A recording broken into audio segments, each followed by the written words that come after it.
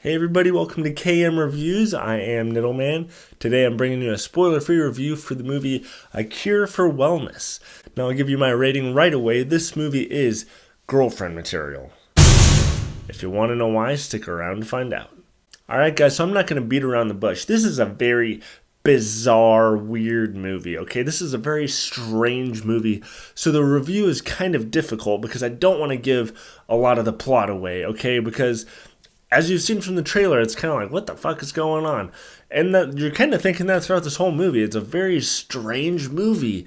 But the basic premise is that this guy, Dane DeHaan, the main character, he's this like executive type of guy at some sort of financial institution, some ambiguous thing.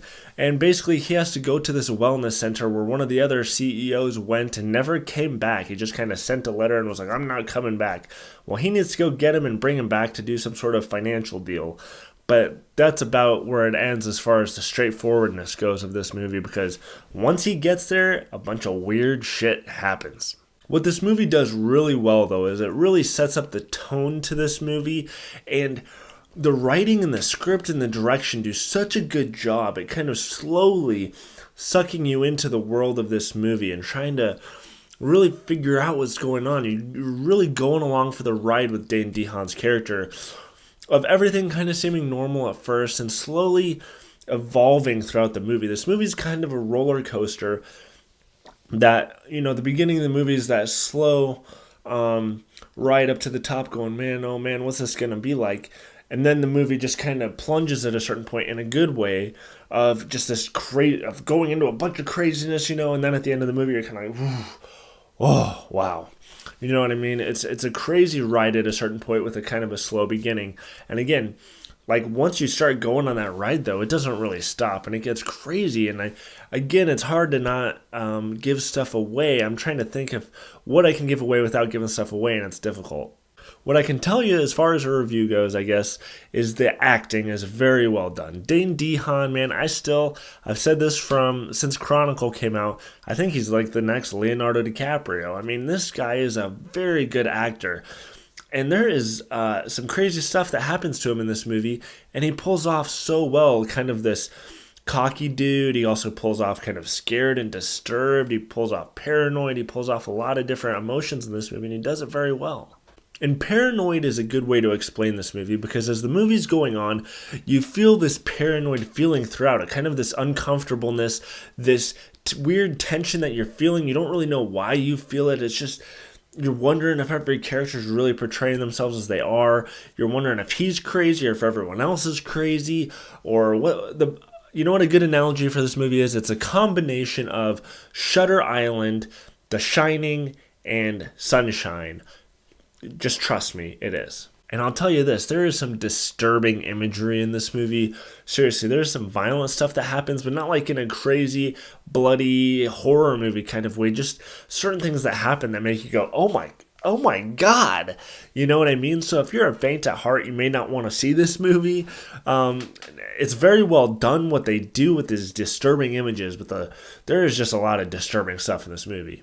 Now, as far as negatives go, though, I will say I kind of had this movie figured out pretty quickly. I didn't know for sure if I did until the very end of the movie, but it is kind of predictable. The movie really focuses and hones in on a couple aspects of this movie, and when you really start thinking about those things, you can kind of put it together, pretty quickly.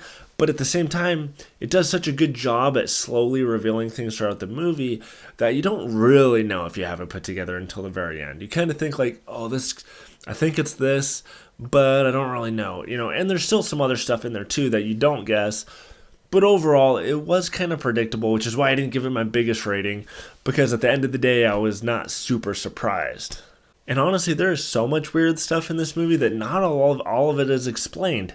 A time travel movie. You accept the fact that there's time travel, but you don't really need all the mathematics of everything going on explained to you, because it would take fucking forever. Same thing with this movie. You get the overall aspect of what's going on, but you're not going to get all the little interminglings of understanding why it's happening or how it works, if that makes sense. Again, it's hard to explain without exactly telling you what the plot is. So at the end of the day, guys, this movie has good acting, a very good script, and good tone that slowly grabs you into it and takes you through the roller coaster ride.